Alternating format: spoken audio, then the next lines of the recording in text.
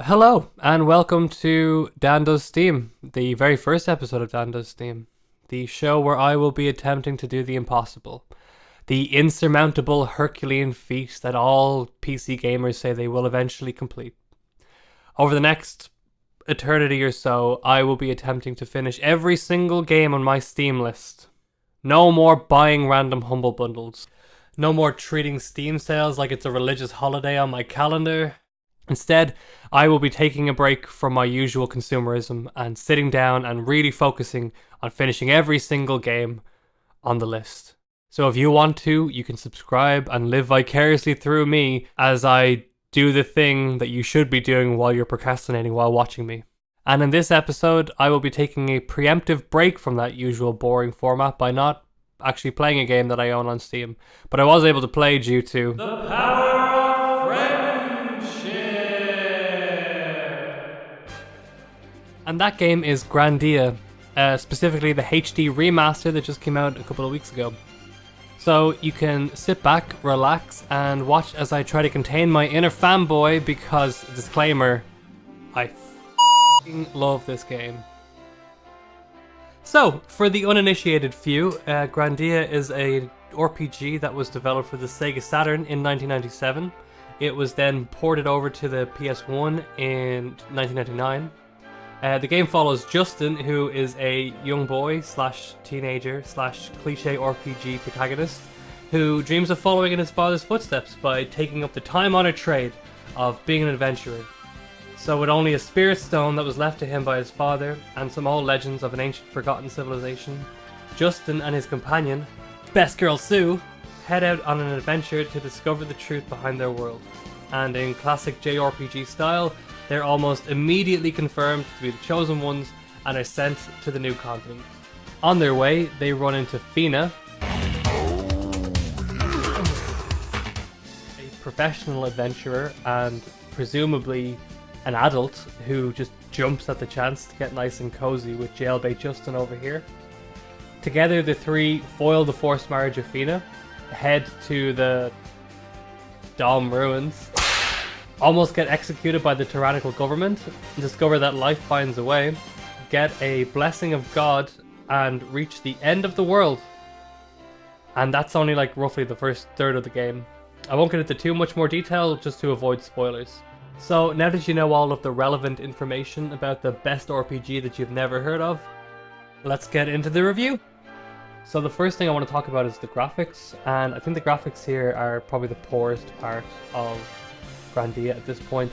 The game is over 20 years old, so it's to be expected, but they don't hold up quite as well as some of the other aspects of the game. During exploration, the game uses a mix of 3D environments and 2D sprites.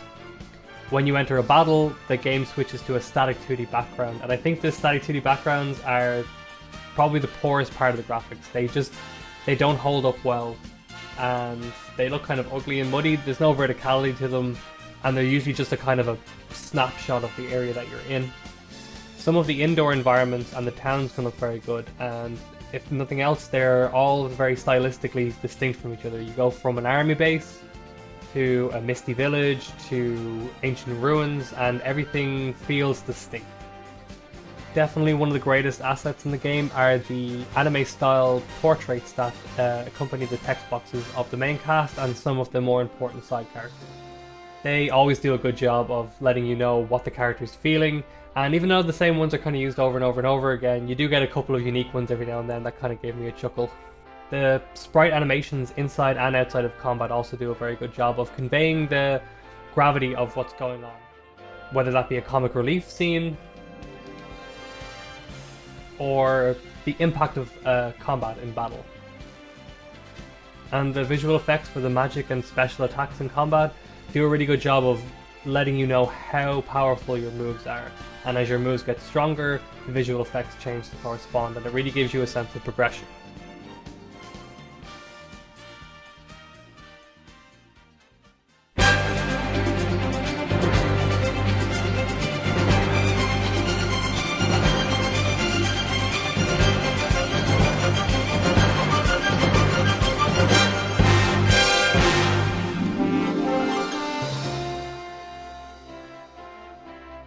So the next thing that I want to talk about is the audio. And what you just heard there is the main theme of the game. And it's still probably one of my favorite pieces of video game music ever made. The piece just rises and falls in a way that screams inspiration and motivation, which is kind of in keeping with the themes of the game, which are overcoming adversity and the adventuring spirit and the sense of discovery. And during the game, at pivotal points of character development or story progression, that overture comes back in, and it never once failed to tug at my heartstrings. The background music also does a really good job of bringing the world to life, whether that be the sea shanty of Old Tarn,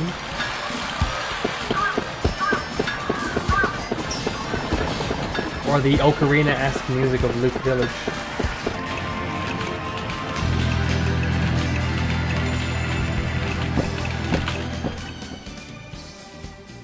Some of the dungeon music can be kind of odd though. For example, when you're trying to rescue Fina from her forced marriage, you have to go underground and crawl through the sewers in order to get into a secret entrance into the church. And while you're in the sewers, this kind of strange jazz fusion track is playing.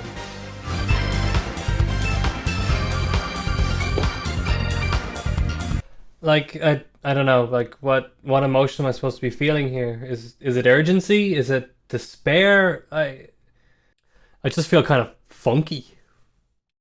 But overall, I think the music is used effectively in the spots where it counts. So you have the option of playing the game with either the original Japanese voice acting or the English localization, and the Japanese is definitely the better option here. Although I have to say, maybe it's because I grew up with this game, but the English voice acting, there's something really charming about it. I think the main problem is that they're forced to follow along with the Japanese timing. A lot of the time you'll get these very strange and awkward pauses in the middle of... Father? I'm sorry. I couldn't tell Mom after all. Father? And Grandfather too. I'm going to the new continent. Dialogue. But whether you choose to listen to it with Japanese or English, all of the voice acting here is pretty solid, and even when it's hammy... Fina! You've outdone yourself again. I'm so happy to see your smiling face. It's still fun and quirky. The sound effects here are just barely passable. The footstep sound in particular gets really grating by the end. It's just the same sound over and over again with no variation based on what you're walking on or between steps. I'm assuming this has something to do with the limitations of the hardware at the time, as audio files do take up a lot of space on a CD, but it still needs to be said, especially in a 40 to 60 hour campaign. The other effects range from okay to good, again being more functional than anything outwardly pleasing, with the magic sound effects probably being the best of the bunch.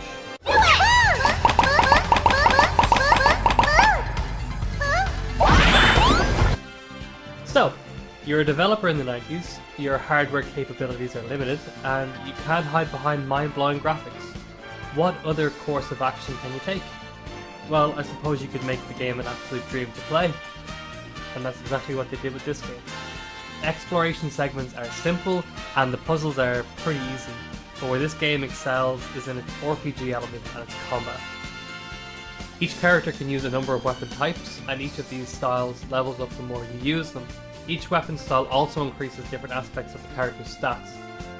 So for example, leveling up your sword skill as Justin not only unlocks new sword abilities, but also increases your action stat to let you act faster in combat. So if you tie this in with the fact that the 4 schools of magic also increase certain stats, you get this really deep but intuitive system where you have to examine what stats your character's weapons give them, and then try to balance out their weaknesses by leveling magic. And the magic schools can also be combined, giving even more choice. So for example, Fina starts with fire magic already known, which is pretty good. But teach her wind magic and then level those babies up, and eventually she'll be casting lightning magic. Some attacks even require a certain level in a magic style and a certain weapon level, like Gadwin's Eruption Cut, which needs a sword level of 8, a fire level of 3, and an earth level of 3. Here you go! Ha! Then there's the actual combat mechanics, which I would describe as being a mix between a classic JRPG and 5th edition D&D. So everything is technically happening simultaneously, and depending on your stats, your character will take some time to get to the command section of this bar in the bottom right corner of the screen. That's when you get to choose what your character will do, what action they'll take. Then, depending on how powerful that action is, it'll take another second or two to execute it. But here's the trick. You can also see where the enemy is on that bar and what actions they're planning on taking. So if you see an enemy taking their time to prepare a big spell, you can use a quicker attack like combo or critical to try to slow down or even cancel the attack altogether. Placement in the fights is also important, as most of the spells in the game have an AoE effect, so keeping your squad separated stops them all from getting nuked every time someone brings up big guns. And if you combine this with the initiative/ambush mechanics, which gives you a jump start on the command bar if you're able to sneak up on your enemies, and gives them a jump start if they manage to sneak up on you, you get this really deep and intuitive combat system, which is still praised by a lot of RPG fans today. Or, you could just grind all of your skills to level 99 and cheese the game, whatever. And that's one thing I'll say about the game. If you don't avoid any of the fights and you make a decent effort to keep your characters well balanced, you're not going to have much trouble. The game isn't exceptionally hard, but on the other hand, that also means that it's not a grind fest, which I really appreciate. And if grinding is your thing, there is actually an option to set up tactics for your party so that they'll automatically fight for you when you enter a battle, which can be a good way to level up some lacking skills if you've been neglecting certain things.